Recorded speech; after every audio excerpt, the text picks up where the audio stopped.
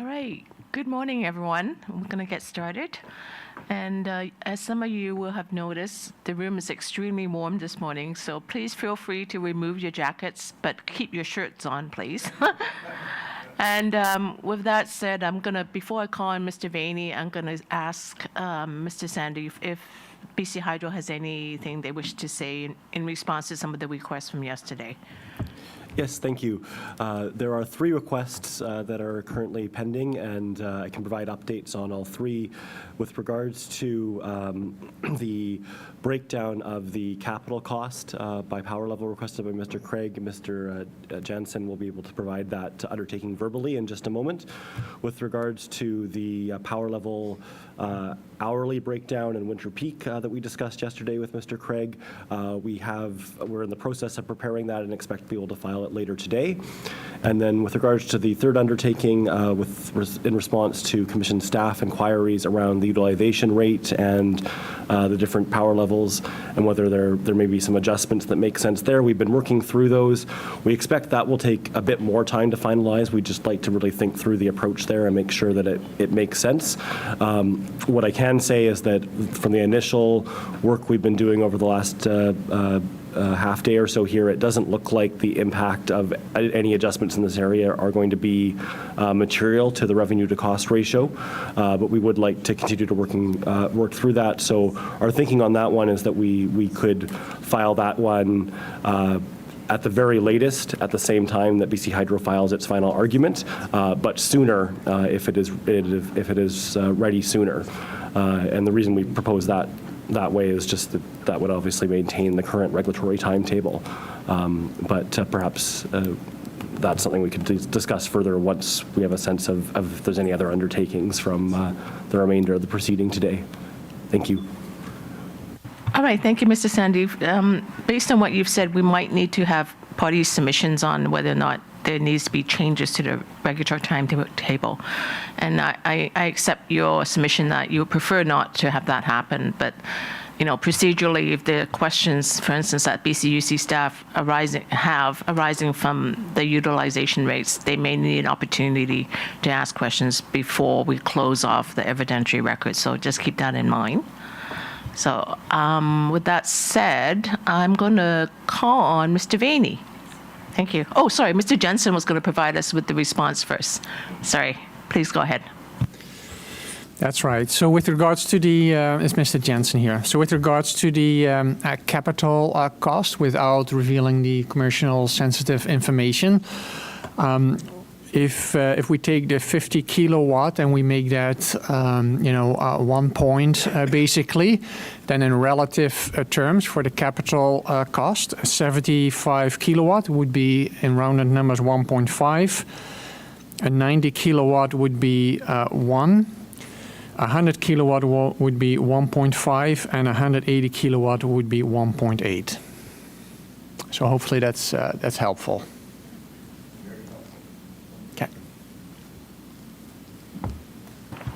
All right, thank you, Mr. Jensen. And Mr. Craig, you're content? Thank you. All right, Mr. Vaney, over to you, please, on behalf of RCIA. Thank you, Madam Chair. I'll be referring to the RC witness aid, and page numbers for this are in the bottom right corner. So I don't have many questions. My first question is coming from page 4 of the witness aid. In the last paragraph, second paragraph of the response, BC Hydro expects revenue impact to be minimal regarding interim rates, and we just wanted to know if BC Hydro can quantify the monthly impact on revenues, perhaps, if interim rates are not provided.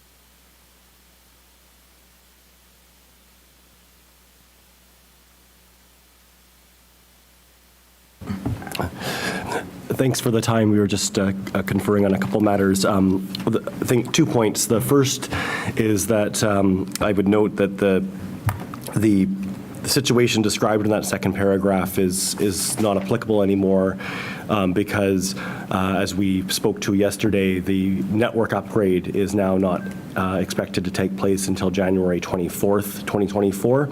And so that period where interim rates aren't in place prior to January 1st and we're not able to charge rates for the 180 kilowatt dual port stations, that's actually a hypothetical that won't occur anymore anyways due to the later timing of the network upgrade to January 24th.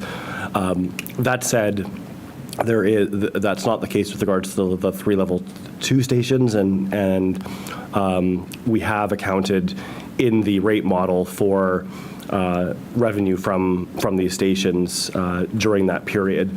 We don't have handy what that revenue impact would be. I think we can safely say that it would not be very material, but what we can probably do is during the break take a look at that and provide that when we come back, or in the event that we're done before a break, certainly I think we could provide that as an undertaking within a day. Thank you very much. The second question is coming from page 10 of the witness aid and is looking at from section 5.33 of, this is from, excuse me, Exhibit B1, with reference to it's referring to the 2021 Integrated Resource Plan signpost update. So on page 11, table 5.5 is the reference case is coming from that 2021 signpost update, if I understand correctly, which was updated April of 2023. Is the 2021 IRP still before the Commission? It is. Okay, so at this point in time, the reference load forecast hasn't actually been approved by the Commission, is that right? In the 2021 IRP proceeding, the Commission would be accepting or rejecting part of the 2021 IRP. So in that, the Commission has to make an evaluation of the reference load forecast, whether that amounts to a Commission approval. As I say, I think it would be more kind of part of the Commission deciding the extent to which it's accepting or rejecting the integrated resource plan as a whole. So if the final approved forecast were to differ from what's presented here as a reference load forecast, would the rates that you're setting have to change in response to that?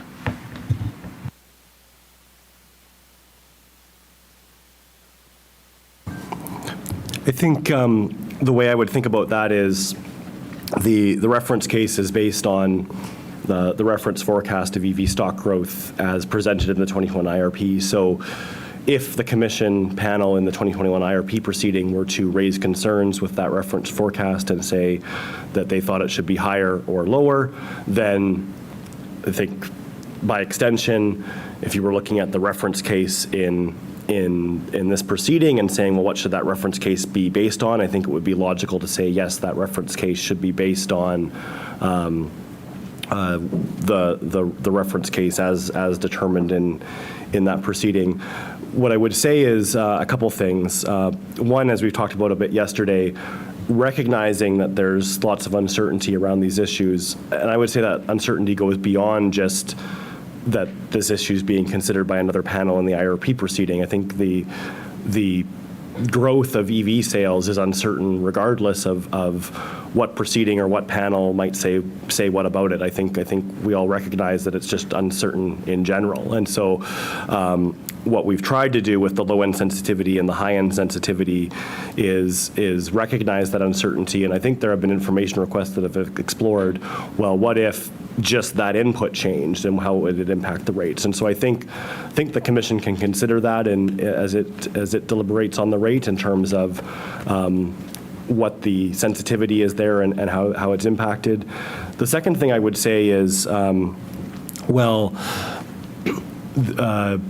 the BC Hydro's load forecast methodology and inputs, I think, are being explored in a greater depth in the 2021 IRP proceeding, then perhaps they are being explored in this proceeding. I think that BC Hydro's reference load forecast and its methodologies have been in front of the Commission a number of times now, and those methodologies are fairly well understood. And so my submission would be that basing the reference case on that reference load forecast and those reference methodologies is appropriate, and I think a product of something that the Commission's quite familiar with. Thank you. Next question, if we turn to page 17 of the witness aid.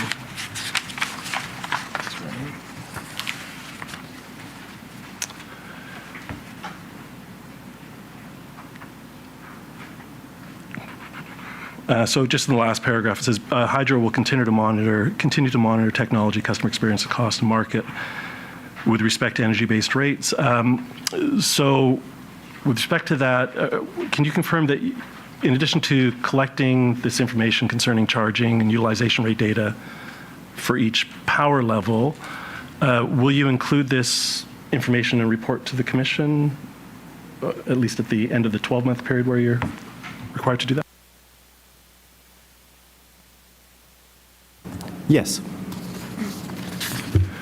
Thank you. And I believe my final question, page 20 of the witness aid, again, final paragraph, with respect to your portfolio-based approach, so it says, Hydro submits that the approach is more appropriate given expected diversity in power level ranges.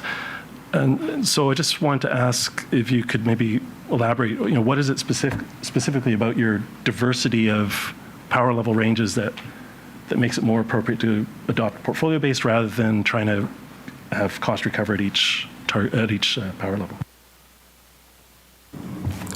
Yes, I think that statement was made in the context of an information request from the Commission that was exploring whether BC Hydro's portfolio-based approach was consistent with the portfolio-based approach that FortisBC Inc. took in its application. And our answer, as it states there on the previous page of the witness aid, was that it's similar in some respects, but different in others. And specifically, it's different in that FortisBC did set differentiated rates by power level, just as BC Hydro's current interim rates are differentiated by power level, whereas in this application, BC Hydro is not seeking to differentiate the energy-based rate by power level range. And the comment you referenced at the end, the way I would think about that statement is what we're saying there is the approach of differentiating rates by power level, in our view, may have worked better earlier on when there were less power levels and less change happening in the market, and therefore easier to kind of say, okay, we know we've got 25 kilowatt stations, we know we've got 50, and we can kind of build a rate around that. What we're seeing going forward, as we've talked about in the application, is a lot more evolution in terms of the way these stations can be configured and the resulting power levels that occur. And in our view, it's more difficult in that kind of an environment to try to segment the rate and say, okay, for this type, we're going to charge this rate, and for this type, we're going to charge this rate, when, for all you know, a few months later, you might get another power level or configuration that comes out that kind of falls in between the two. So that's what we were arguing in that statement.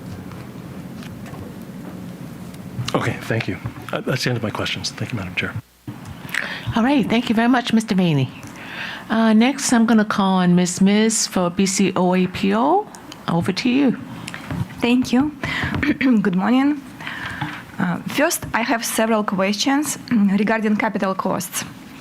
I would like to clarify how BC Hydro treated the low carbon fuel credit. Was it used to reduce capital costs, or was it factored in as revenue to offset annual costs? On the record, we found two statements. One is in BC Hydro's response to BCUC IR 1.33.1, when BC Hydro stated that BC Hydro calculated the total capital expenditure after the low carbon fuel credit. And the application indicates that the monetized value of the low carbon fuel credit was treated as revenue, in the calculation of the public electric vehicle charging service rates. So I would like to clarify how the credit was treated. So this is Xiaoqing Chou. The reference you are talking about, BC Hydro's response to BCUC IR 1.33.1, this is actually an error that we just caught as well. So what this should be saying is after government funding instead of low carbon fuel credit. So to clarify the way we calculate it, capital costs is we estimate the total cost less the government funding we expect to receive for each port, and then amortize that based on the 7 years and the 45 years for the connection costs. So that's how we calculated the capital cost.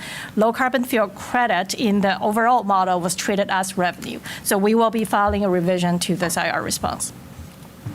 Thank you. Next question. The response to BCUC IR 1.24.11 states that the average service life for the EV charging station is 7 years. Does it mean that EV charging stations are replaced after 7 years, even if still in working condition? And if yes, why is BC Hydro using this approach?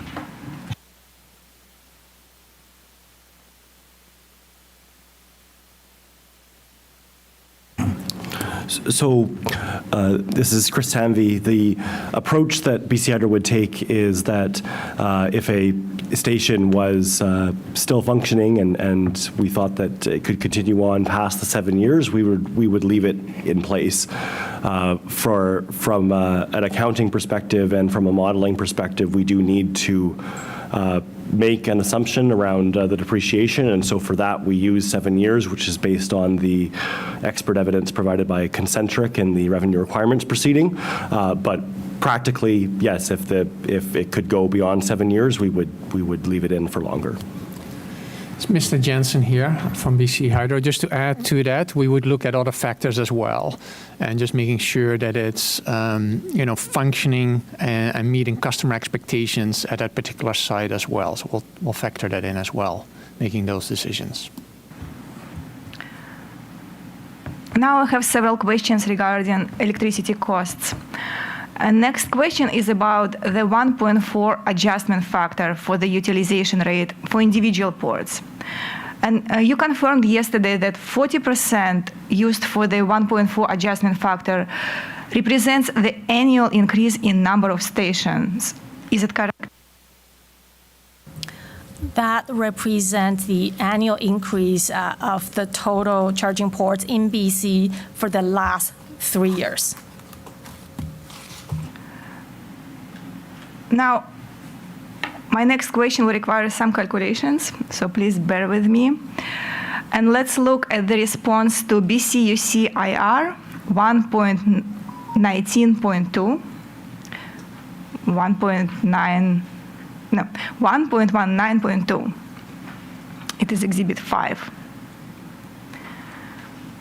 And in the end of page 4 of the response, BC Hydro provides an example with 4 steps, how the year-over-year change in the utilization rate is determined based on the change in EV stock and the 1.4 adjustment factor. However, there appears to be a problem, in our opinion, with BC Hydro's approach. Specifically, when the EV growth is less than growth in number of stations, one would expect the use per station to decline, but using BC Hydro's formula, use per station will still increase. And now there will be some calculation. For example, we calculated that in the case when EV growth was 20%, not 42, as in example in the IR response, and station growth was 40%, same as in IR response example, BC Hydro's approach would still yield a utilization growth of 14.3%. So according to step 1 you provided, we divided 20% by 1.4 and we get 14.3% growth. And our consultant suggests that in the example we just looked at, in step 1, it would be more appropriate to divide 1.42, not 42%, by 1.4 to get a utilization growth of 1.4% and not 30%. And what BC Hydro thinks about this approach and why BC Hydro did not use this approach.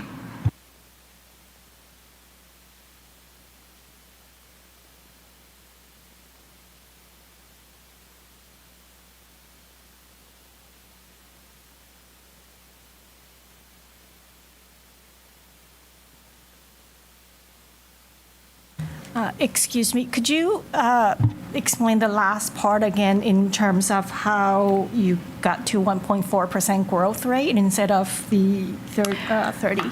So in this step 1, Yep. when you divided 42% by 1.4, our expert suggests to divide not 42%, but 1.42 by 1.4.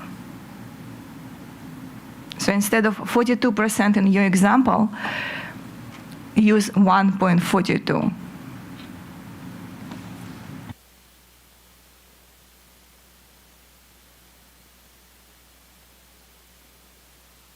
$1.42 divided by 1.4. Correct.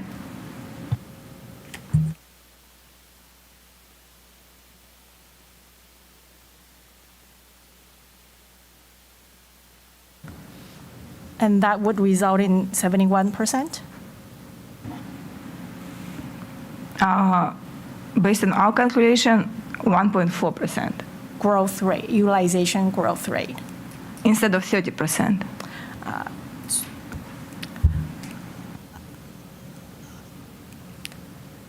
Based on what we've seen for the last 3-year 40% station growth, as well as our own station utilization growth, we did validate whether or not the 1.4 makes sense. And based on our own utilization growth, we did observe the linear correlation, and the station growth went pretty closely to this formula here. But I need to, so based on what we've seen, I think 1.4% year-over-year growth might be a bit low. So we have to take that away. Yeah, and maybe also the fact that using your formula, when EV growth is less than growth in number of stations, your formula suggests that use per station will still increase. So do you think there's some problem with this approach, if this formula provides this result?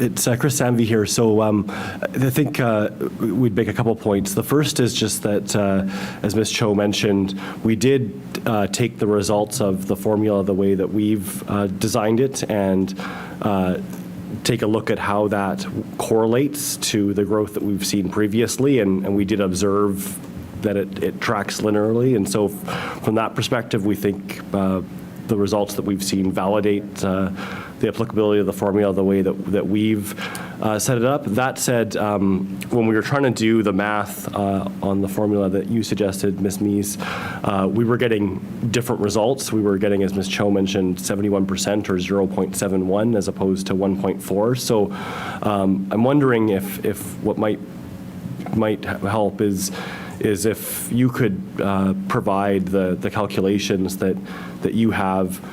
We certainly would be prepared to take a look at those and submit a response to those calculations in terms of whether we're able to get to the same results and what we think about those results.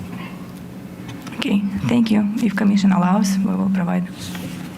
Yes, that would be fine, Ms. Miss. So maybe you can just do that during the break. Okay. I will probably need to get in touch with our consultant if I will be able to. Okay. Well, we can address that perhaps after you've talked to him. Yeah. Thank you. Thank you. Now, I would like to refer you to Exhibit B1, page 5-43, and it has figure 5-3.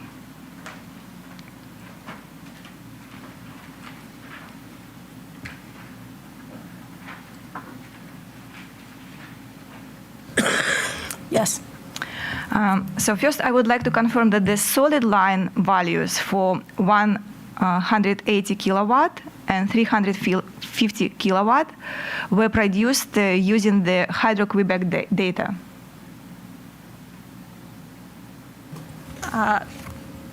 So as I explained yesterday, the solid line was based on BC Hydro and Hydro-Quebec data. And how BC Hydro calculated the values for the dashed line? So for the higher power level stations, because we currently don't, our charging session data doesn't show the higher power level stations, we took the EV index report produced by P3, and in that report it showed that for the current premium cars in the market, they can take power at 140 kilowatt. So we use that charging speed to model the higher power level station average per minute kilowatt hour consumption. Thank you.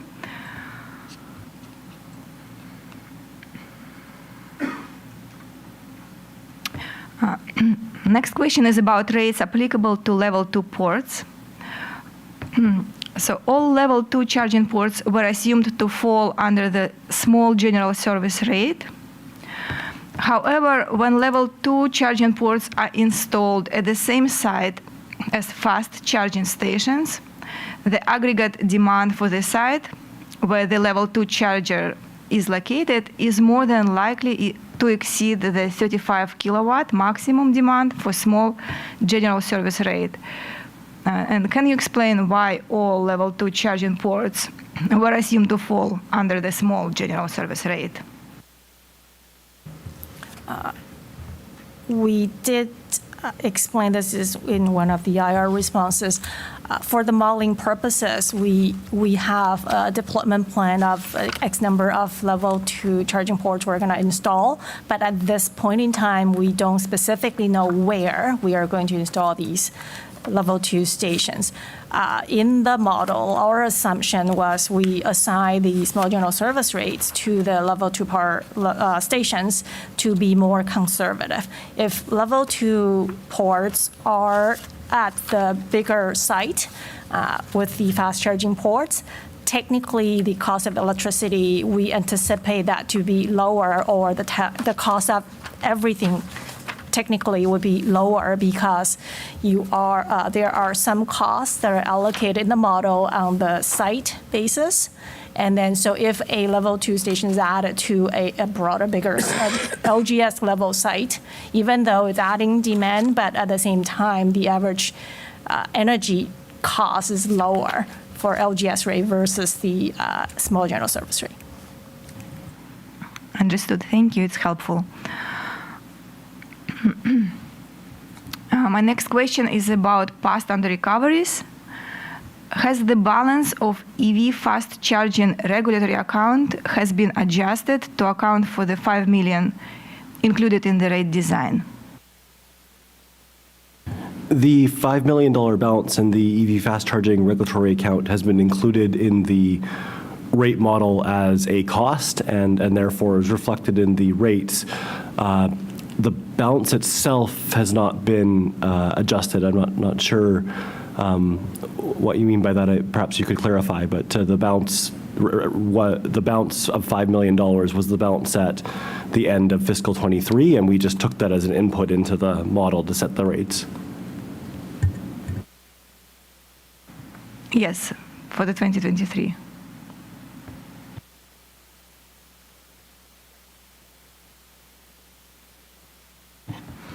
And I have several questions on rate design topic. My next question is more like to clarify your previous response regarding postage stamps. It related to the postage stamp rate topic. I would like to clarify BC Hydro's response to BCOAPO IR 1.19.1. And specifically last sentence in this response, which states, BC Hydro is also aware of service providers that have the same rate across both location and power level, as well as same rates for different power levels that do not vary by location. And this, maybe with example, can you clarify what is the difference between service providers that have the same rate across both location and power level, and the same rates for different power levels that do not vary by location?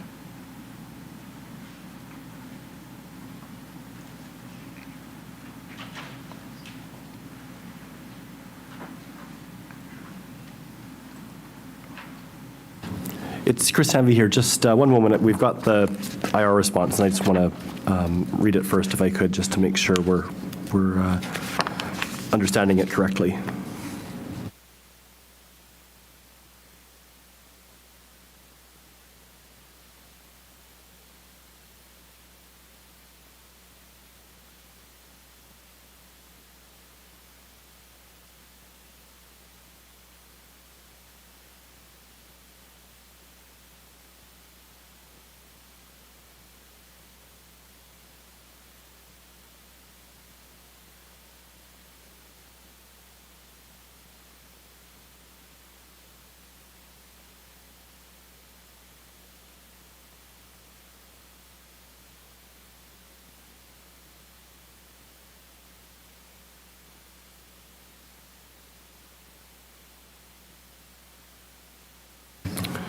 Thank you.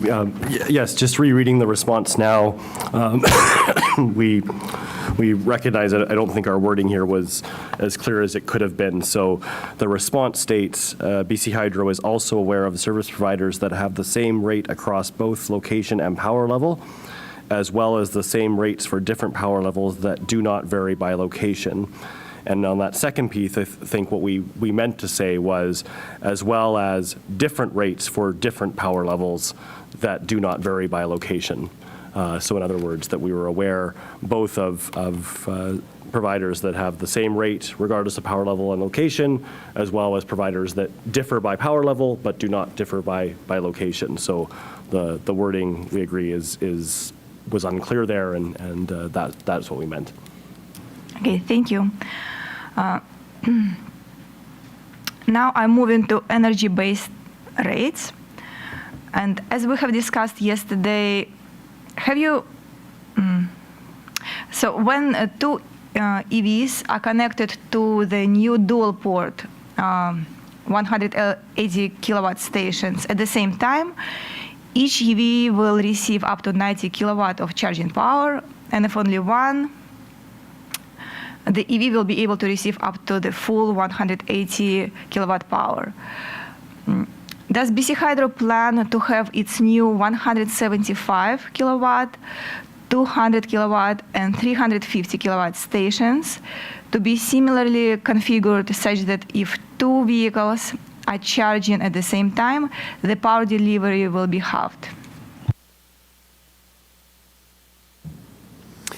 Yes, Mr. Jensen here from BC Hydro. In general, yes, as we move to higher power levels, we will be looking for technology where we have the opportunity to do dual ports so they can serve multiple purposes.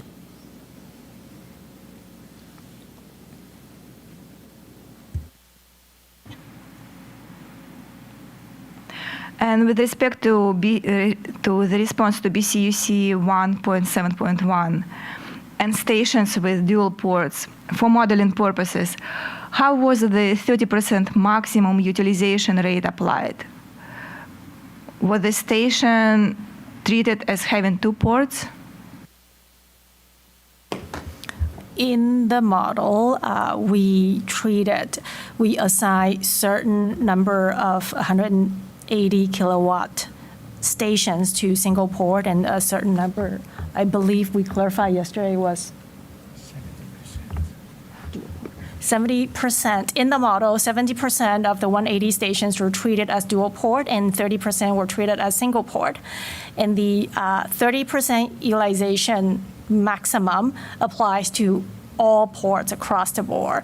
And that just sets the maximum. When a port or power level reaches that 30%, we kept it at 30%. We didn't continue to grow it.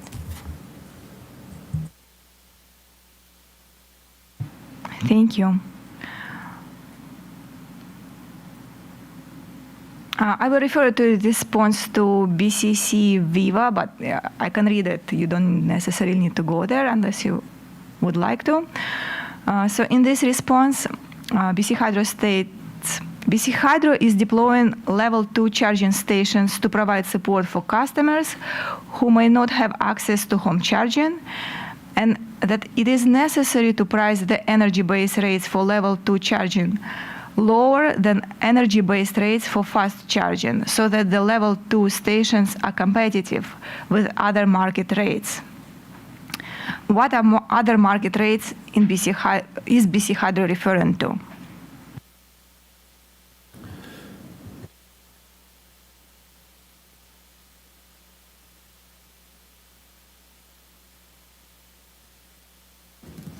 The response that BC Hydro, is Mr. Jensen here, the response that BC Hydro is referring to in this case is the BC Sustainability Energy Association and Vancouver Electrical Vehicle Association IR response 1.21.2, in which we highlight that based on the jurisdictional review provided in the application, found that level 2 charging service providers have a time-based charging range from approximately $0 to $3 per hour.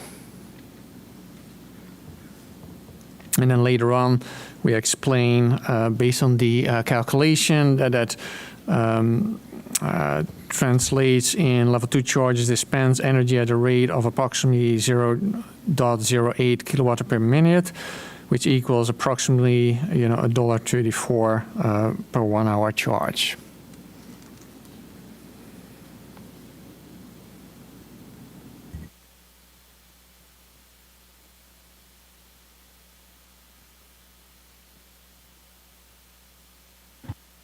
On the same topic, Appendix E to the application provides a summary of fast charging rates offered by other providers.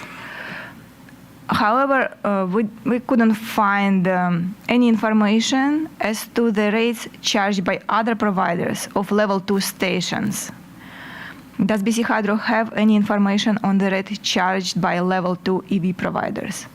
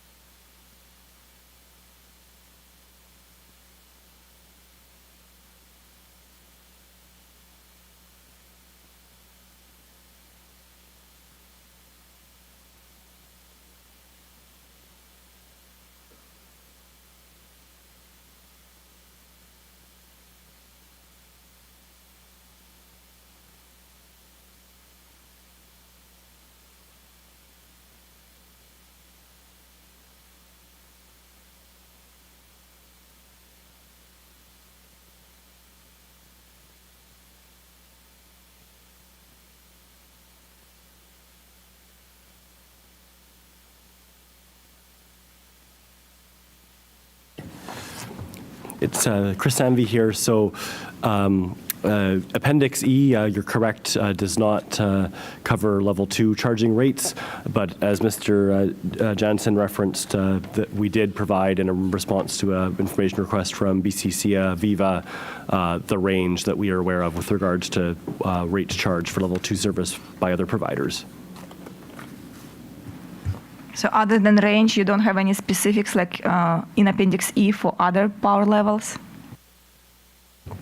The Appendix E doesn't have that information, but the range would have been based on specific rates by other providers. Yes, Mr. Jensen here from BC Hydro. In Appendix D-4, page 17, you'll find their specific rates for L2 included in the application as well. Thank you.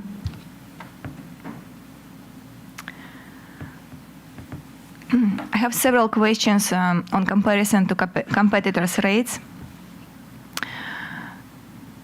In the application on pages 5-8 to 5-9, BC Hydro states the proposed rates by power level range are generally in line with other service providers' charges, and then with the exception of the proposed time-based rate for the greater than 50 kilowatt and less than or equal to 100 kilowatt power level range, which is lower than the rates currently offered by some other service providers.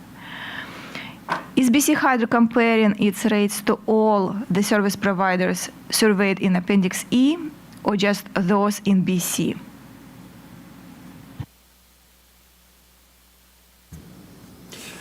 The comparison here is with the service providers in BC specifically. And maybe to clarify, which I highlighted yesterday as well, in some cases the BC Hydro rate is lower. There are actually cases as well where we're higher, like I referenced yesterday for the BC Ministry of Transportation, City of North Vancouver, Chevron, and then in other cases we're similar. Yeah, this will be one of my next questions. But before moving to this one, I would like to clarify. So when you compared your rates and you arrived to this conclusion, the data was based on initially proposed rates, and since then the proposed rates were revised and now they're lower. And this, I would like to confirm, is the same conclusions are still valid? Yeah, it still has big ranges, right? With the market, those rates proposed for 34 cents is still within the ranges. Also, the time-based rates, it's still in the ranges. The ranges that other service providers charge on, it's actually quite, a large range. So I think in both cases, it still falls within the range. I also would like to highlight, like Mr. Sanvey said yesterday, we know for energy-based rates, at the time of the application or the BCUC introduction in BCUC IR 1.37.1, there were some rates, energy-based rates from Tesla referenced. Basically, at the time they were 10 cents to 47 cents. Since then, those rates have changed as well. So we haven't double-checked, all the rate information, but in this market, rates change quite regularly, actually. Okay, thank you. And as you already just mentioned, we looked at BCO APO IR 1.18.1 yesterday. And yes, you mentioned that some rates are higher and some are lower. But if we compare only with private EV charging service providers, such as Shell, Suncor, Tesla, Electrify Canada, is it fair to say that with the exception of Parkland, who is currently not charging for this service, the BC Hydro's proposed time-based rates are at or below the range of prices offered by private providers operating in BC Hydro's service area?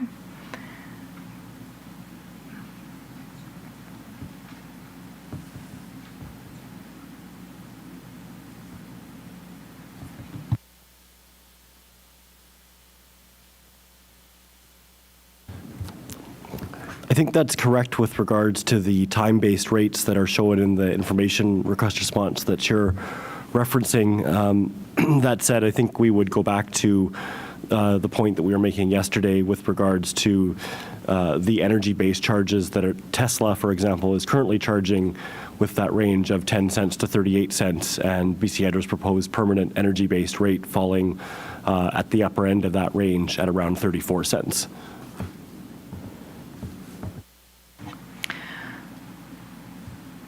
So would you agree that it would be more appropriate to focus on the rates offered by those private providers rather than government or non-profit agencies?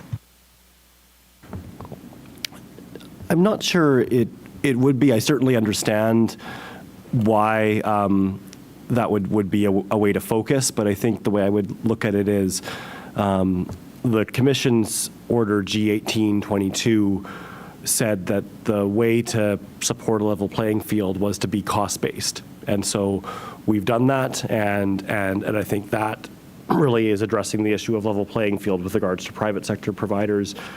In terms of competitiveness, I think it is important to consider both charges by stations owned by private sector providers as well as charges from stations owned by non-private sector providers such as government of BC, Ministry of Transportation, municipalities, et cetera, because BC Hydro is in the market with all of those providers. Thank you. So you mentioned that energy-based rates compared to Tesla would be like at upper end. But what about generally, like when we calculate it, I don't want to use this complicated calculations, but would you agree that BC Hydro's energy-based rates are below those offered by private providers overall?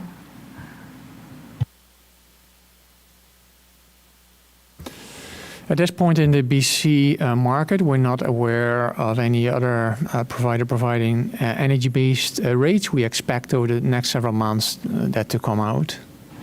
Not exactly energy-based, but when you use conversion, such as that used in BCUC 1.35.1. So we use this conversion to those rates. And based on conversion, BC Hydro energy-based rates are below those offered by private providers.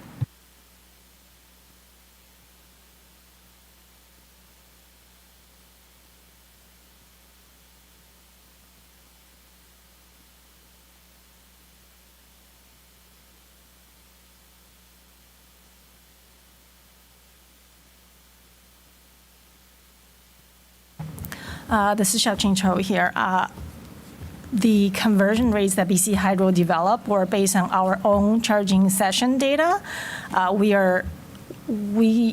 don't think it's appropriate to use the same conversion rates on other providers' data because their charging stations could have different power levels and their locations could attract different customer base. So we cannot anticipate what other providers are going to develop their energy-based rates. Thank you. And I finally have several questions regarding evaluation report. Will BC Hydro be willing to include in its evaluation report updated information regarding the rate charges by other EV charging service providers in its service area? Not a full jurisdictional survey as provided in Appendix E.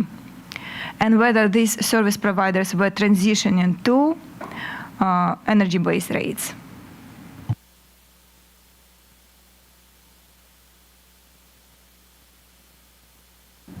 It's Chris Samvey here. I think our position would be that, as I mentioned yesterday, the purpose of the evaluation report, in our view, is really to assess the cost recovery of BC Hydro's rates and whether that cost recovery is tracking in line with the reference case or if it's veering in one direction or another. And so in that context, our view would be that's not a component of the evaluation report that we would see adding value to that analysis. I think, as I mentioned, competitiveness is a consideration, but I think the evaluation report really is getting at whether the cost recovery is on track, which is really an issue that's independent from the rates being charged by other providers at that time.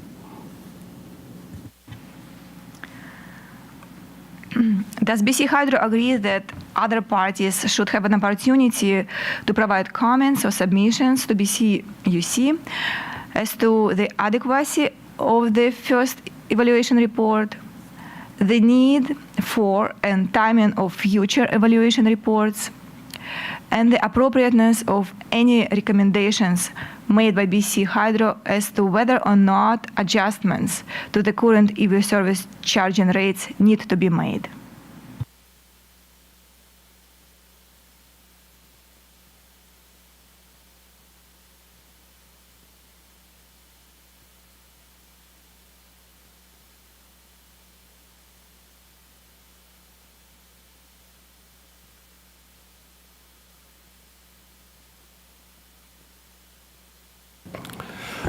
I think generally I would say yes, that sounds appropriate. What I would add is that I think it probably depends on what BC Hydro is seeking out of the evaluation report as well. Certainly, I would expect that if BC Hydro is actually proposing a change, that would necessarily constitute the appointment of a panel and a proceeding where the Commission would consider how to receive comments with regards to whether there should be a mechanism for other parties to provide comments to the Commission on the evaluation report, regardless of whether there's a request for a change or not. Certainly, BC Hydro would be amenable to other parties having that opportunity.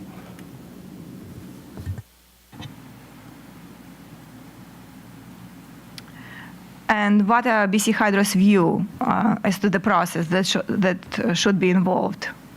Whether should it be a separate process on the evaluation report?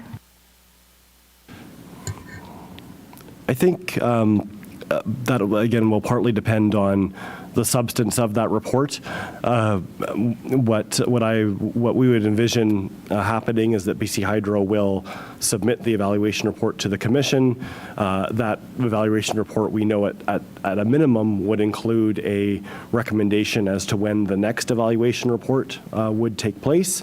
It may also include a submission and a request of the Commission with regards to an adjustment to the rates, or it may not, depending on how cost recovery is tracking. And I would expect that what BC Hydro would do is then propose in that evaluation report a potential regulatory review process, but then it would be subject to the Commission in terms of how it wishes to consider the report and the corresponding process from there. Thank you. These are all my questions. All right, thank you, Ms. Miz. We are now at 9:24. I would like to hear from, I guess, parties as to whether you wish to take a break now, and also that includes BC Hydro. Alternatively, we'll come back because I intend to go back up the order, starting with BCUC staff, just to clear up any remaining questions that arise from the cross-examination and the information that was produced yesterday. And that will also give Ms. Miz some time, I hope, to get hold of her witness or her consultant to see whether he's able to provide the calculations. So I'm in your hands. We can, as I go up the order now or take a break now.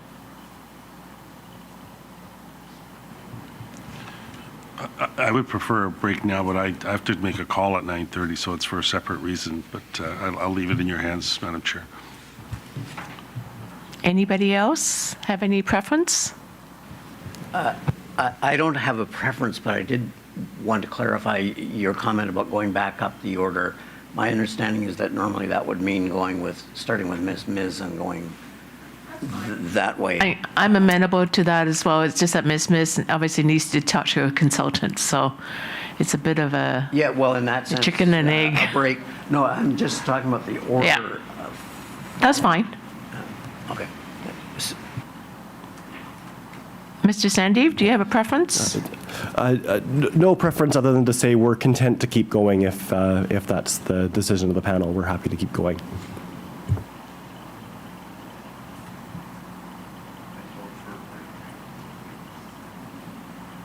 All right, why don't we take a 10-minute break? Hopefully that'll give you enough time, Ms., to get in touch with your consultant, and then we can come back and we'll begin with you, and you can tell us whether you've had the chance to talk to him. In any event, you have a chance to ask any remaining questions that you feel you need to clarify any of the responses you've heard so far. All right? Thank you. Thank you.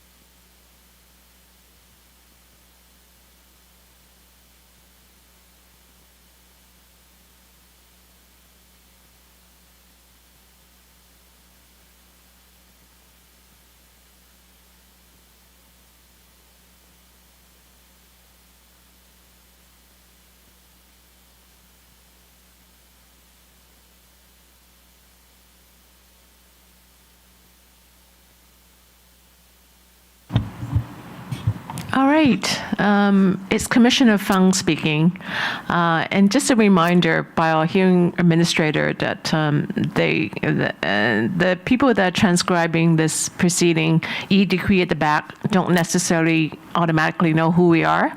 So as we go back up the order, please say who you are before you speak, and so that it makes the transcription much easier for the people who are behind the scenes doing this for them. And I'm the biggest culprit, I will admit.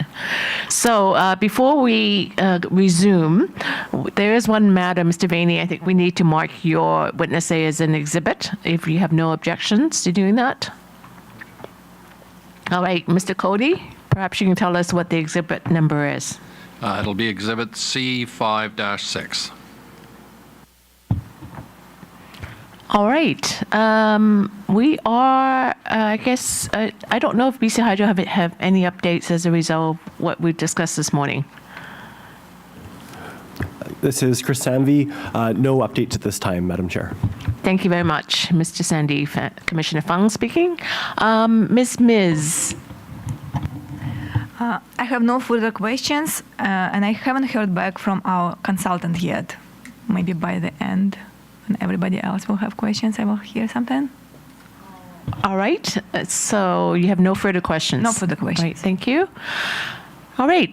Mr. Andrews, please. We're going back up the list. In reverse order. So it'll be Mr. Vaney, please. Michael Vaney, I have no further questions. Thank you. Thank you, Mr. Vaney. And Mr. Craig, I believe you're next. A couple of quick questions. Do you have monthly subscription as an option now? Or is it one that you're just proposing? We do currently, it's Mr. Jensen here. We currently do not have subscription services, so that would be one that potentially be proposed and test out through the marketing budget that we discussed yesterday. And do you have EV network membership now? We do have people that are members, but there's no fee charge for it, and there's no discounts for people that are a member.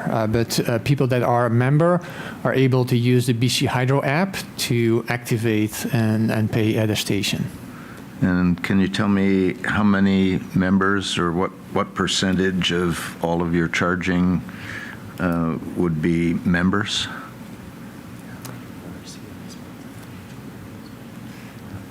Yeah, that's in one of the information request responses. And subject to check, I believe it's in the 70s percent.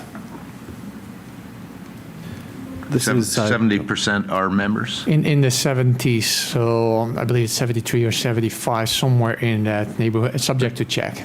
That's good enough. Appreciate it. Thank you. Thank you, Madam Chair. Thank you, Mr. Craig. Commissioner Fung speaking. Mr. Ho, do you have any questions? Anthony Ho speaking. No, I don't have any further questions. Thank you, Mr. Ho. And then next, Mr. Carmichael, please. Yes, this is Kelly Carmichael. I do have a couple of points that came up during the meeting. It was the comparing other network providers. I would point out that I don't really consider Tesla as, in general, the competitor, because I think of them as like the McDonald's. They have lots of restaurants and many stalls, and everybody else has one and is installing one port, 2 ports, 3 ports, and so it's hard to have a comparison of what the pricing is in when you're installing 1 and 2 ports compared to Tesla doing 20, 30 ports at a time.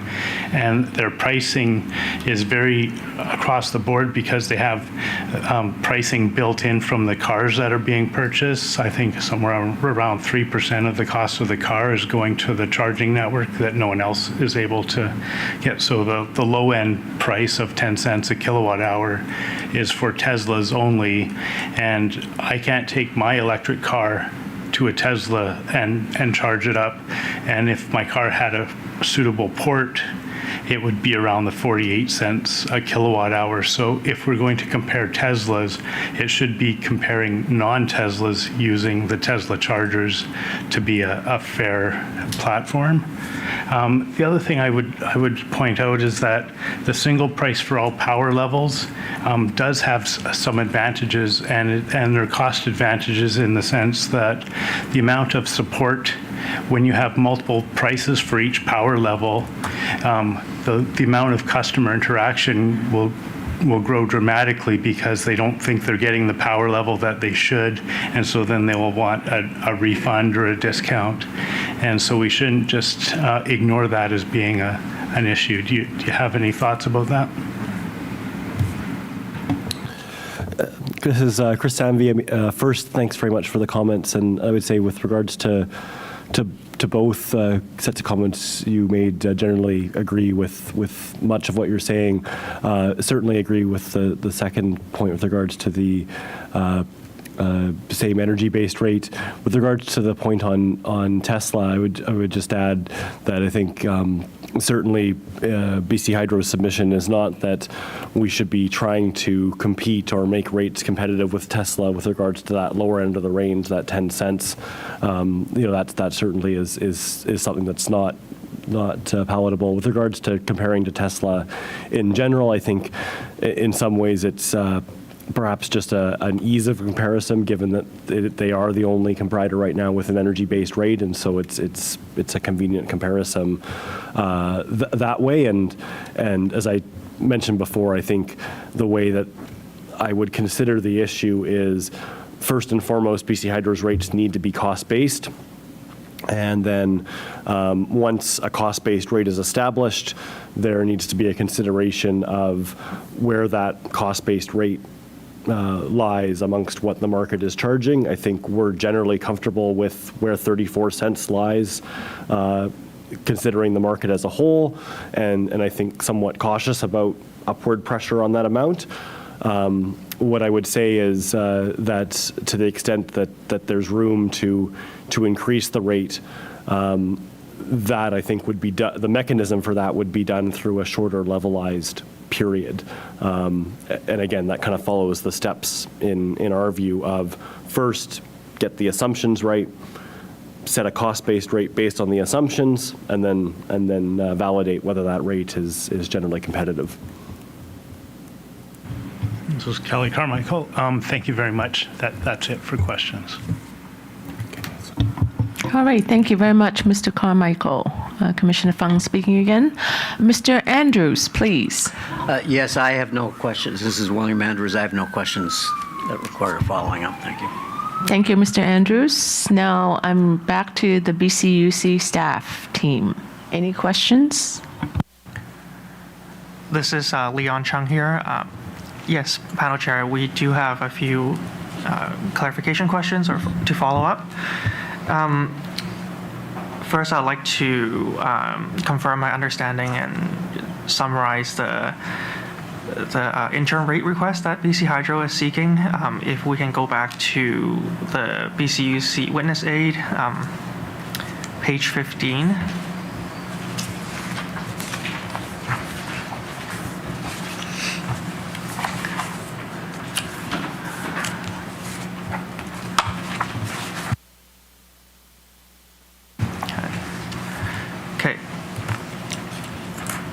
On page 15, it shows the rate schedule 4100, and I want to confirm that BC Hydro's proposal for interim rate is for the time-based charge only. Is that correct?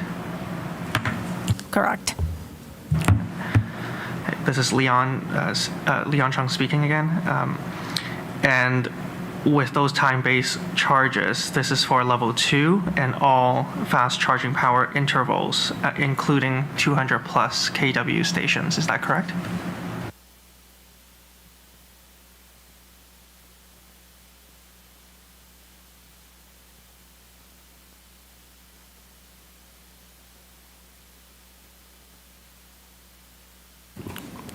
This is Chris Samvey, correct with one exception with regards to the over 200 kilowatt. Given that we don't expect to deploy any of those stations within the next few months, BC Hydro is not requesting, does not require interim time-based rates for that power level. Okay, thank you. And the interim rate requests, these are for an effective date of January 1, 2024 on a non-refundable and non-recoverable basis. Is that correct?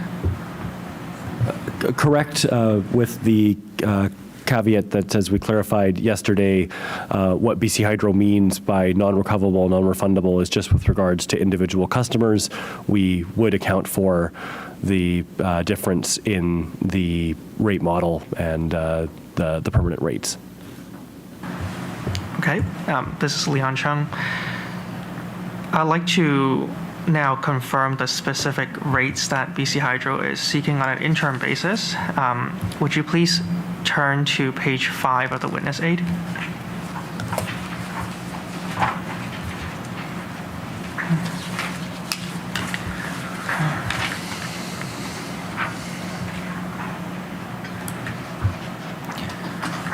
Okay. On page 5 of the witness aid, I'm looking at table 2, and that's the proposed fiscal 2024 rates and rates customer will be charged.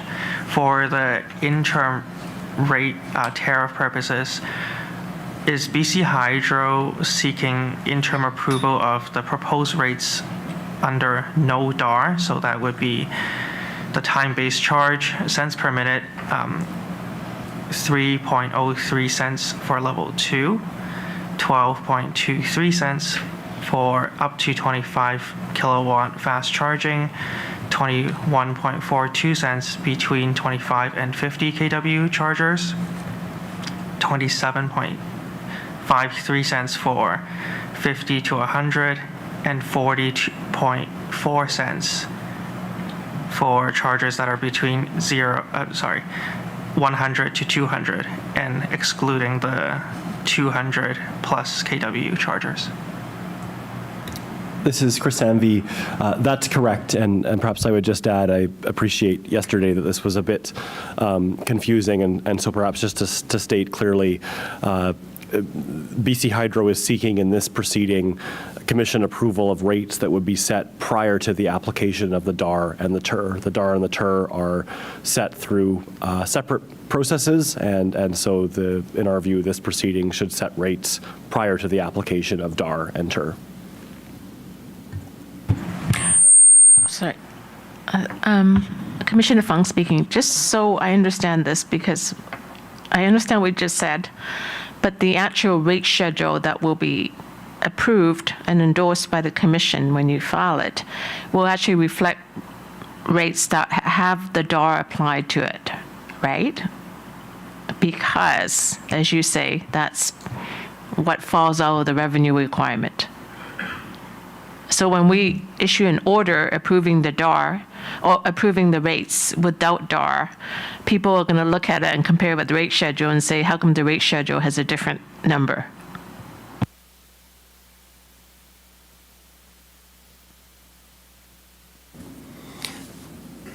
If I could add to this conversation on the kind of legal aspect is, I think your question, Commissioner Fung, is right on point.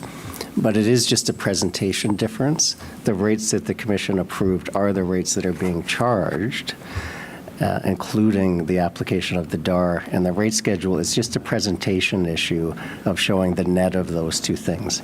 And the rate schedule itself will make clear that it is the net of those two things. Thank you, Mr. Webb. I take your point, but you're going to have to explain to the customer why it's different. Thank you. This is Chris Samvey. Ms. Cho and I were just discussing. So the way that we would look at this issue is, as we discussed with Commission staff yesterday, there's one approach, which was the approach taken initially, which was to say, okay, let's show the rates before the application of the DAR and the TER, and then have a statement, as there is on other rate schedules, that says that the DAR and the TER apply. What we did with regard, and I should add, that's certainly a perfectly acceptable approach in our view. We decided when we did the update for customer understanding purposes to go with an alternative approach, which was to have the charges incorporate the DAR and the TER and modify the language at the bottom to reflect that the charges incorporate the DAR and the TER. The effect of that alternative approach is that when BC Hydro files updated rate schedules, which we would do in any case when the DAR and the TER get updated, we would need to file updated rate schedules reflecting that we would need to update those charges to reflect the new DAR and the new TER. So from a process standpoint, in our view, there's nothing really different. In either case, BC Hydro needs to file updated rate schedules, and we'd have the mechanism to reflect the update to the DAR and the TER and the charges if the second approach was the one that went with.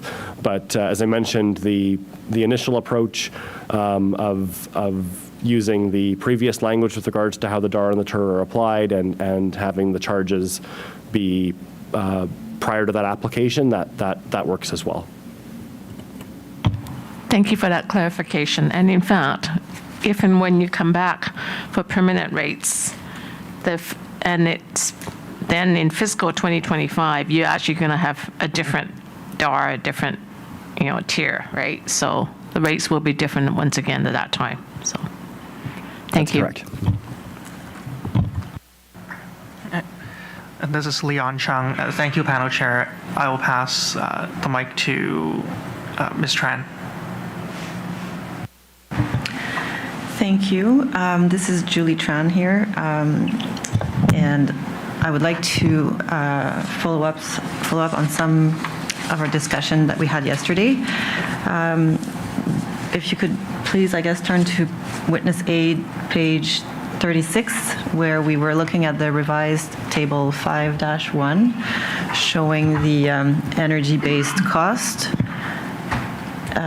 per the different power level ranges. So yesterday I was trying to understand why the greater than 200 kilowatt category had much higher unit cost. And if I recall correctly, there were two main reasons for that. And one was that the capital costs were higher. On that point, I just want to make sure we've discussed for your dual 180 kilowatt stations that they are dual ports, and that was one reason why it improved the cost effectiveness for that level. And you had mentioned the split, 70%, 30% for your modeling of single port use versus dual port use. I was wondering for your greater than 200 kilowatt, I think in your model you have the 200 kilowatt and the 350 kilowatt stations. Are you also considering dual ports for these higher power level station?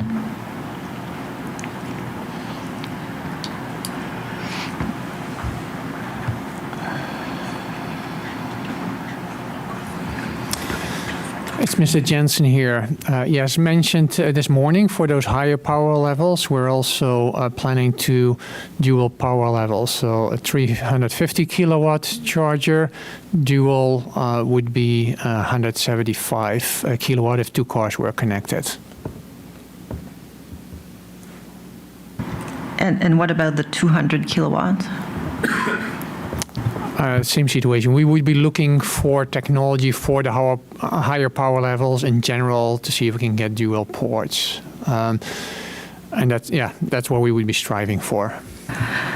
Thank you. So, but currently then in the model, are you modeling these levels 100% as single port usage, or is there a split? Is it the same 70-30 splits?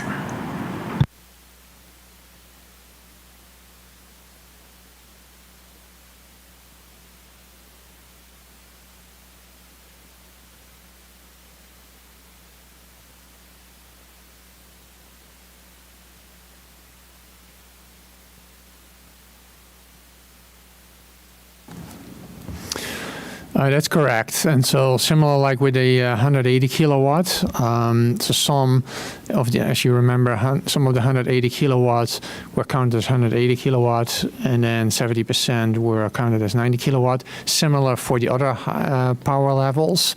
The percentage would likely be different, but we will have to take that away if you would like to have the percentages.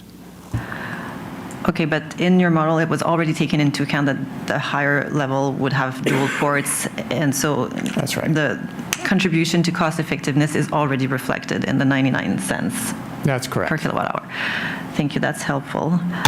Oops, and I think the other reason that you mentioned that I can recall is that the other assumption that influences that number is the maximum. You've assumed that the premium car models, premium EVs, can only take power up to 140 kilowatt. I think you've also mentioned that this morning, Ms. Cho. Could you please clarify which models you consider premium currently?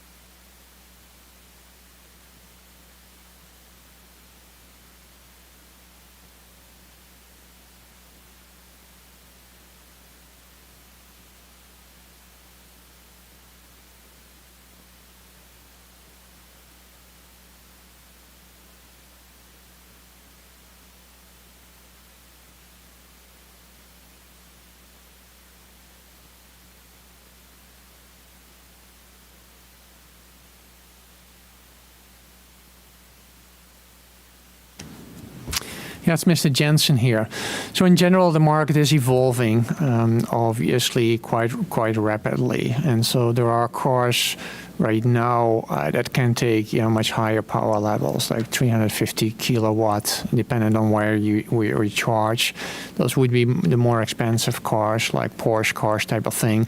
There's a lot more cars in the segment of 140 kilowatts. To the best of my knowledge, even cars like Kia, Hyundai, they have come out now with cars that can charge at those type of levels. So there's actually a quite variety of models that, as the market is evolving, that can start charging at those power levels. Does that answer your question? Yes. So I'm wondering maybe that whether the 140 kilowatt assumption might be too conservative, and also perhaps was it included in your model at a time before the big switch to NACS connectors had been announced back in the spring. And so now with your network being open to Teslas as well, and I think Teslas are able to charge at power levels higher than 140, would that assumption be a bit conservative, considering where the market is going and how your network is open to more models now? This is Xiaoqing Chou. So the 140 is from the P3 report that was published prior to the announcement of the new connector. So at this point in time, we don't have further data that we can, pick a number and model the rate. So we went with the best knowledge data we could find in the market. Okay, so but just so that I'm clear, that directionally where it would go if actually in reality more cars can charge at a higher level than 140, it would help the cost effectiveness of this 200 kilowatt category, correct? And the 99 cents would be reduced. Correct. And in fact, it might help all power levels as well. Thank you. And just one final point on those higher power level stations. I think you mentioned the capital cost for the different power level stations, but I'm not sure if I heard the capital cost for those 200 and 350 kilowatt this morning. I might have missed them. No, that's correct. I didn't provide that. And one of the reasons I didn't provide that particular one, because there's a lot of assumptions, a lot of unknowns, also in those capital costs, since we have not deployed those over 200 kilowatt. And that's why Mr. Senve yesterday highlighted as well. There's a lot more uncertainty around those cost levels. But you are planning to deploy those towards the latter part of 2024, correct? Is that what I heard yesterday? We're definitely looking into that, absolutely, yeah.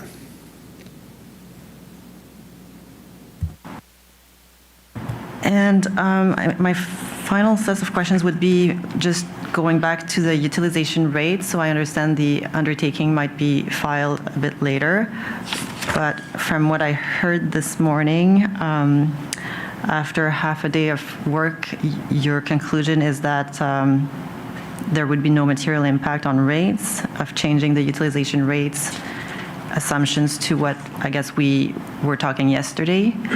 And so going back to the numbers that were floated yesterday, I just want to make sure that at least we have some numbers. So the numbers you provided yesterday was if we increase the first year utilization rate for the higher power level stations from 2 to 4%, while capping the utilization rate, the maximum utilization rates for the 25 kilowatt stations at 20%, and also taking into account the marketing budget. The RC ratio was going up to around 103%. Correct.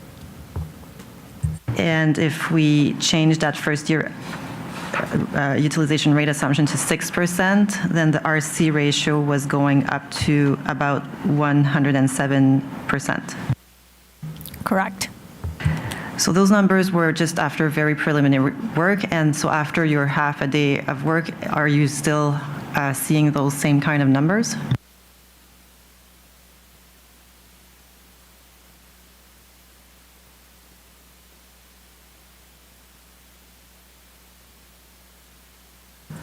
So the last half day of work, we mostly focus on our reference case because we do want to finalize the assumptions on the reference case before we take into account of the other scenarios.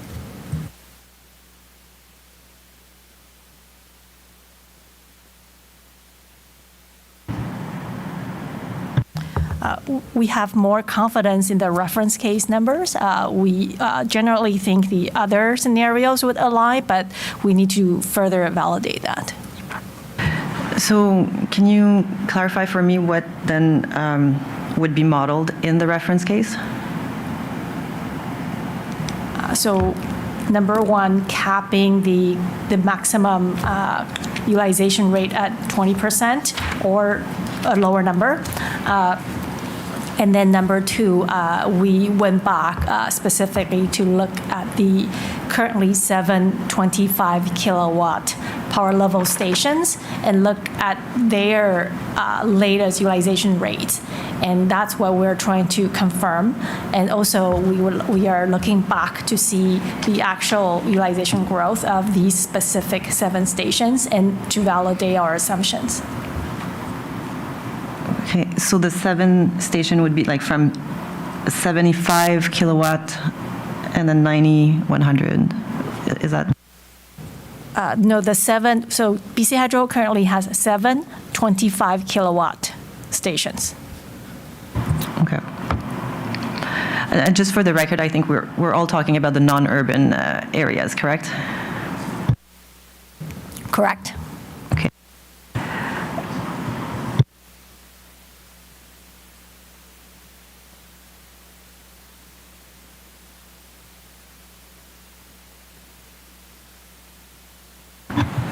Can I just pick up on an issue that Ms. Tran raised regarding, actually it's Commissioner Lockhart, witness aid page 36. It was the table that we were just referring to with the prices. Ms. Tran asked whether the split has been applied in the greater than 200 kilowatt. And I understand from I think Mr. Jensen indicated this some split has been applied, and we still get the 99-cent. Did you indicate what split has been applied? No, it's Mr. Jensen here. No, I didn't indicate the specific split, but that is something we could take away and provide you the numbers if you'd like to. Although BC Hydro at this time isn't seeking, that's not part of the order that's sought for the greater than 200 kilowatts. So I think that's what Mr. Sandvi had indicated. This is Chris Sandvi. We're not seeking an interim time-based rate with regards to the greater than 200 kilowatt. However, we are seeking a permanent energy-based rate that would apply to the greater than 200 kilowatt. So as Mr. Jensen mentioned, we do have the split. It's just in the model and not accessible to any of us up here, but we certainly would be happy to provide the numbers if that's of interest to the Commission. All right, thank you. I think that would be helpful. Thank you. Maybe an additional clarification on the interim rates over 200 kilowatt that we're not seeking approval for. That's based on the assumption that we would get to a permanent rate in the next 4 to 6 months, which was referenced yesterday.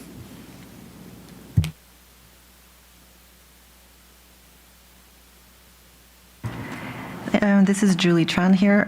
So I guess my final question is, then this morning you said that you expect no material impact on rates of changing the utilization rates assumption. And what I understand is you're working on your reference case. So do you have some figures to share on which you based this conclusion that there would be no material impacts on rates?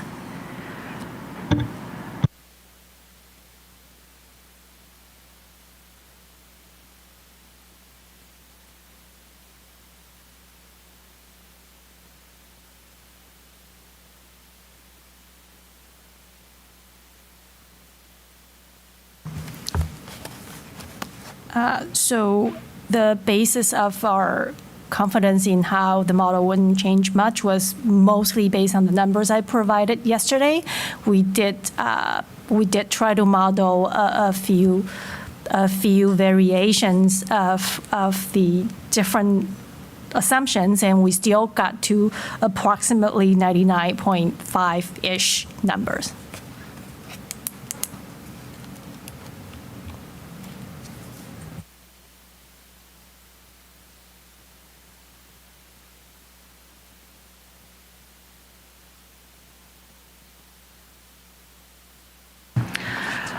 This is Julie Tran. We're wondering if, because we're right now focusing on the non-urban side of the equation and they don't represent that much revenue, is that why maybe there's not that much of an impact on the overall RC ratio over the 10-year period? That is likely, but I also want to clarify that the 99% number is referring to changes to the 25 kilowatt station and the capping at the 20, because that's the only power level station that would exceed that number. And what we are also spending time looking at is, as the Commission staff mentioned yesterday, like, is the 2% first-year rate too low for new power levels? And if we were to introduce a higher first year, and that could potentially increase the RC ratio. Okay, yes, thank you for your clarification. And if the RC ratio was then going up, but you would like to keep the proposed rate at the same level, would that mean then that the period over which BC Hydro under recovers its cost would shorten from 8 years to a bit less, perhaps?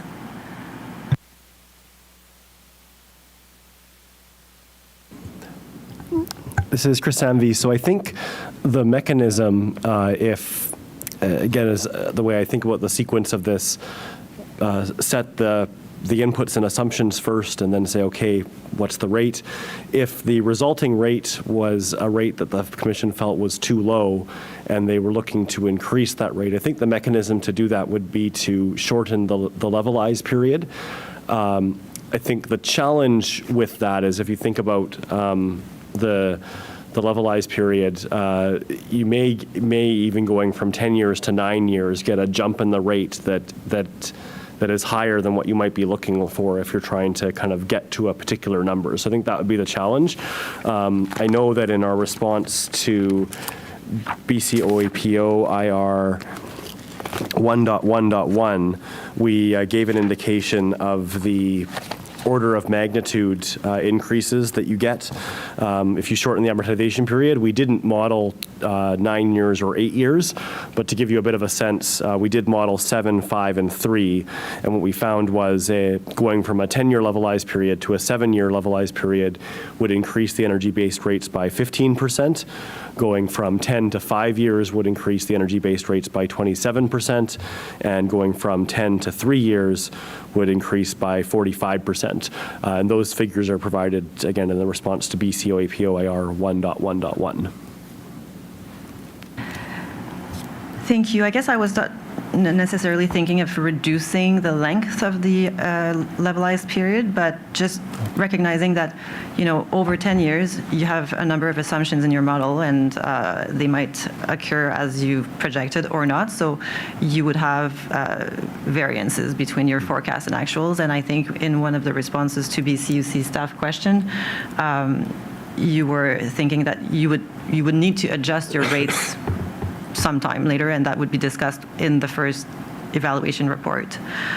So my question is, I was just wondering if by changing the utilization rates, the RC ratios were to go up to the numbers that we were seeing yesterday, but your proposed rates are unchanged, then might you recover or under-recover your costs for a shorter period, which would enable you to adjust your rates, one way or the other sooner. This is Chris Samvey. Yes, I see your point now, and that's correct. All else equal, that update would mitigate the extent of under-recovery and potentially decrease the number of years in the model where BC Hydro is under-recovering. Thank you. I don't think I have any further questions. All right. Thank you, Ms. Tran. I believe, Ms., you wanted to follow up on the issue that you had raised earlier with Mr. Sandy. Yes. So I would like to make I would like to use the board to assist me a little bit. Because I don't know if we speak about the same things. I didn't quite understand your calculation because I did calculations with our consultant did, and it all matches. But if I will use boards, we will speak about the same things quickly. And while I'm doing it, you can look at this because we were speaking still about BCUC IR 1.19.2, and we speak specifically about step 1. So. Just a second, Mr. Webb or Mr. Sandeep, do you have any problems with this, or how would you like to proceed? Yeah. This is Chris Samvey. What I might offer, Madam Chair, is I think, in my experience, the model's quite complex, and I'm always a bit cautious about trying to do math on the fly, and so. I guess when we were on the break, we were reflecting just amongst ourselves, and I think the way I would look at this in general is we're trying to design a cost-based rate, and we think both the issue raised by Commission staff and the issue raised by Ms. Meese are important considerations just in terms of thinking about our approach to the issue. So we would be amenable to an update to the regulatory timetable that would allow Ms. Meese to put her calculations on the record in writing and allow BC Hydro to provide an update both with regards to the issue that Ms. Meese has raised as well as the issue that Commission staff have raised, and have, as you suggested earlier, Madam Chair, an opportunity for parties to review that evidence and potentially ask questions on that evidence. I recognize that will extend the regulatory process, but as I said, I think that's something that we're amenable to doing, and would just be cautious about the level of insight we're going to be able to provide on the fly here, just knowing how complex the model is and the difficulty of kind of doing math on the fly. Okay, Commissioner Fung speaking. I will say that what you propose may be acceptable. However, it will put in jeopardy your request for interim rates perhaps for January 1st, 2024. I'm leaving it just for you to think about. Because right now the regulatory timetable contemplates that any undertakings will be provided by the end of the day tomorrow, with final arguments due from BC Hydro on December 20th. And then the rest of the schedule has already been set. Now, obviously, we can adjust that based on party submissions. I'm just flagging this issue for your consideration, because it's a nice segue, because I was going to call on BC Hydro to provide your submissions on, further process, and including any undertakings and the time that you would require to file them. Because I think I heard you this morning say that with respect to at least Ms. Tran's undertaking, with respect to utilization rates, while you were endeavoring to provide that sooner, it may not be until the time you file your final argument, which is December 20th at this point. So that almost requires us to go into January for any questions that relate to that. And Ms. Mees, do you want to say something? Ms. Mees, I also would like to add, it's not complicated. It will not be complicated. I think it will be easier for you to see it right now and maybe then ask clarification if you need. Or you can address it in your reply. It is what I'm trying to explain. Won't take much time or effort. Thank you, Ms. Mees. So I'll let them think about it before calling on their submissions. Mr. Craig, you want to wade in? If I could, I think maybe a break and a little bit of consultation might help.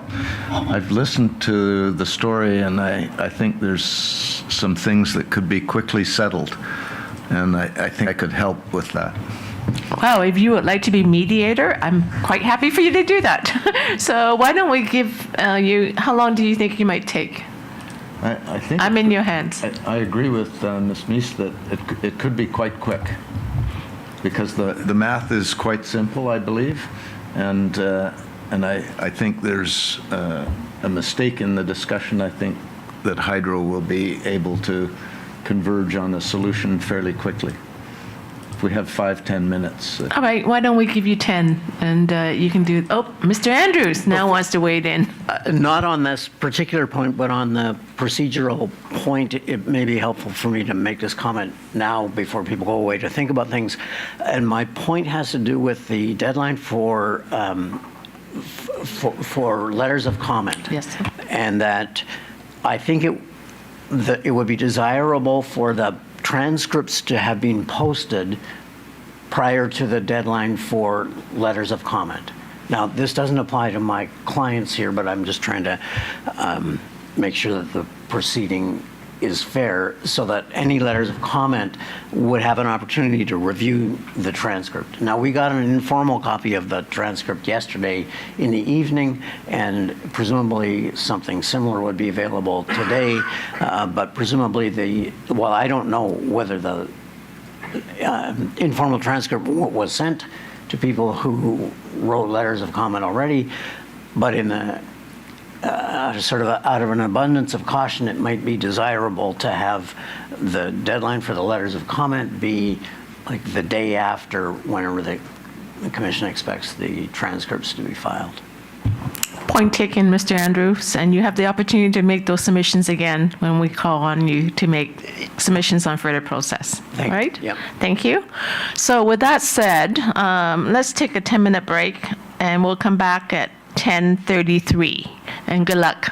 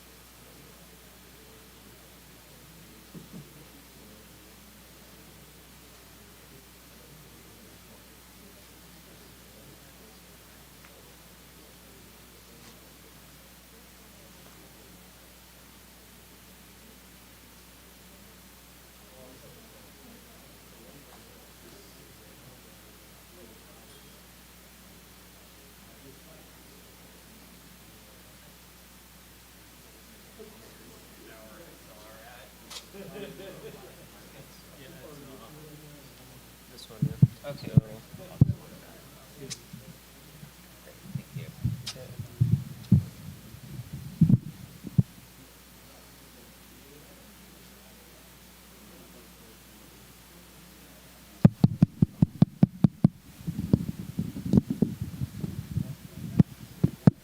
Chuck Wunchi.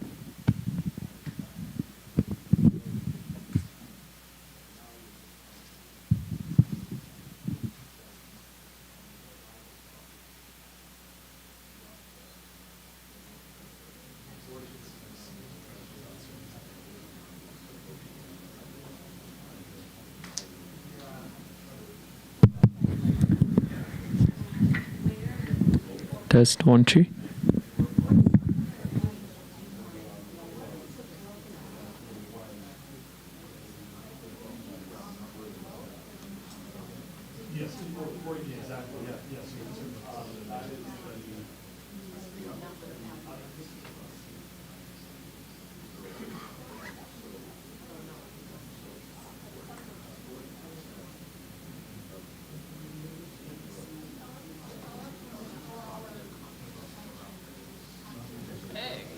Back before the break. So Jay, just help me remember, Jay needed an XLR cable of ours. So I'm just going to mark it with this green. And I'm hunting down our marker. He actually doesn't have any more XLR. Well, I guess he has to go somewhere and get it. So You don't have a just straight joint, eh? That's all you got? I do somewhere, but I don't want to do it. So somewhere in here. I know to use that.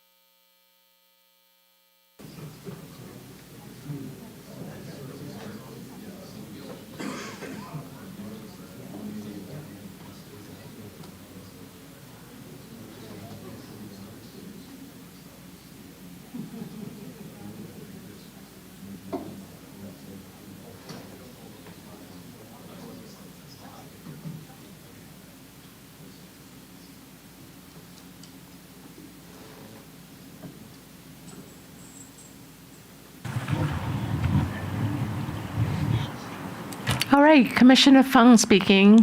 I hope that was a worthwhile 30 minutes. So, Mr. Sandeep, do you want to report back, or Ms. Miz? I'm not quite sure who would like to report on that. Thank you. This is Chris Sanvey. I can start and happy to have Ms. Miz add as well if she would like. I think what I can say, Madam Chair, is as a result of the 30-minute break, and thanks to Mr. Craig and Ms. Miz for their help, I think we now have a better understanding of the point that BCOAPO is making. I think, though, that we would need some more time to determine whether or not, as a result of understanding that point, BC Hydro would suggest any adjustments with regards to how we've approached the discount factor. And so I did discuss with Ms. Cho and the team on the break whether we could accelerate the work that we would be doing on that issue, as well as the issue raised by Commission staff. And we think we can do that and commit that we would be able to provide an update with regards to both issues by Friday of this week, if that's worked for the panel. Excellent. Thank you very much, Mr. Sandeep. So appreciate you taking the time to do that, Ms. Miz, and Mr. Sandeep, and the rest of your team, and Mr. Craig for your assistance.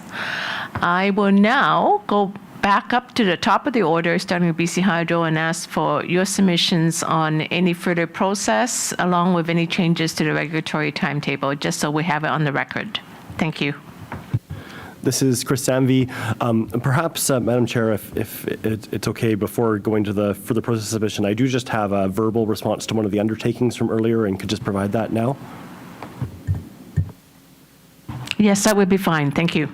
Thank you. So this is with regards to the undertaking from RCIA, which was what was the lost revenue from having the network implementation occur in January 24th, and interim rates not in effect till January. And with regards to the level 2 stations, it's a total of $229. So as we mentioned, not significant, and certainly running the numbers, a very, very small number, immaterial number. So that takes care of the undertaking. With regards to submissions on further process, as I mentioned, BC Hydro can commit to providing an update with regards to the two issues we've discussed by Friday. Our submission would then be that, and any other remaining undertakings we could also provide by Friday. Our submission would then be that the timetable as currently set out could remain as is. We would be prepared to submit our final argument on the Wednesday, and have the timetable proceed from there. Okay, just maybe one clarification. I think you mean with the adjustment to the deadline for the letters of comment and undertakings to be changed to Friday, December 15th. Is that correct? Yes, thank you. That's correct. Thank you. All right, I'm going to please now call on the BCUC staff for their submissions on further process. This is Leon Chung. Thank you, panel chair. With respect to staff submission, we have asked all of our questions, and thank you, witness panel, for your helpful responses. With respect to the recalculations of the various scenarios on utilization rate, we do not expect any questions to follow up with respect to your undertaking. Thank you. Thank you, Mr. Chung. Next on the list is Mr. Andrews, please. Thank you, William Andrews. I agree with BC Hydro's proposal, which I'll repeat to make sure that I understand it, which is that the undertakings would be due by December 15th. The letters of comment would also be due by December 15th. That in the background, it's understood that the transcripts would have been posted on the Commission's website by then. and that Hydro's argument would be December 20th.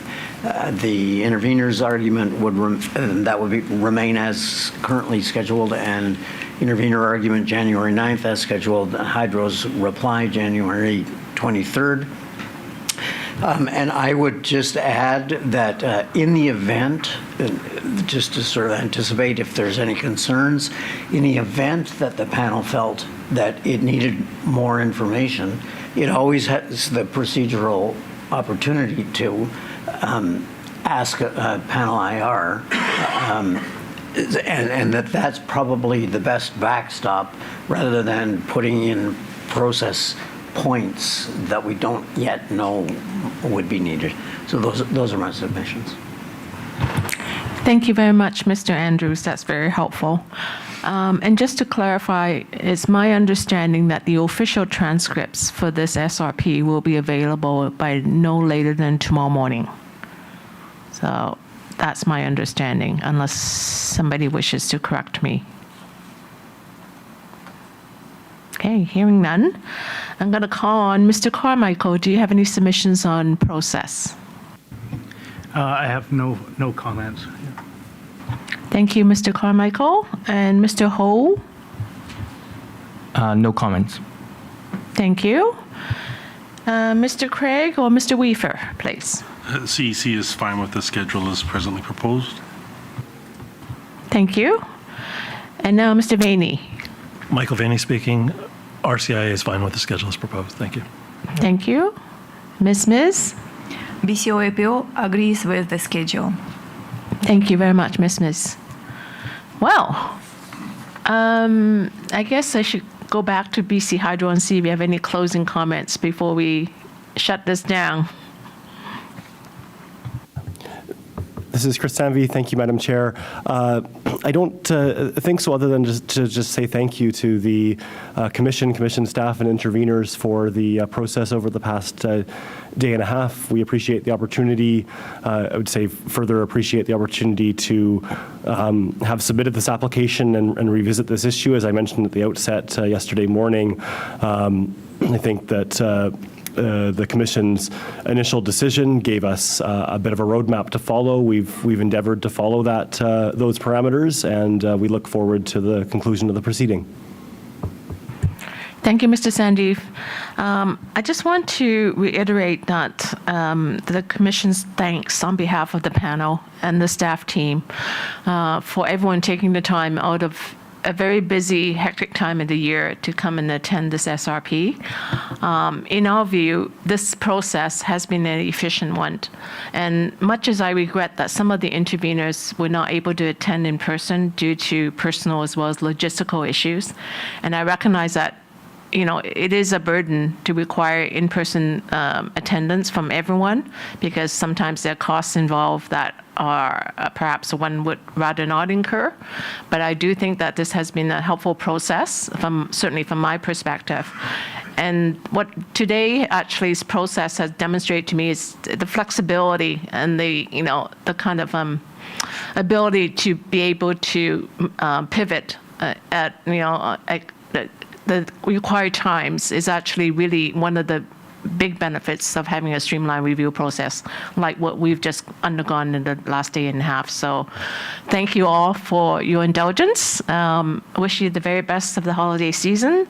I want to thank E-Decree at the back for bearing with us and not forgetting to announce who we are. And I will look forward to seeing the transcripts in due course. So wish you all a good journey home. Enjoy the rest of your day. And we will endeavor to issue a notification to those people who are not able to participate in person with us, just to notify them that now the deadline for the letters of comment has been extended to December 15th. And hopefully you'll get your interim rates decision relatively quickly. So thanks again to everyone. Yeah. Have a good day.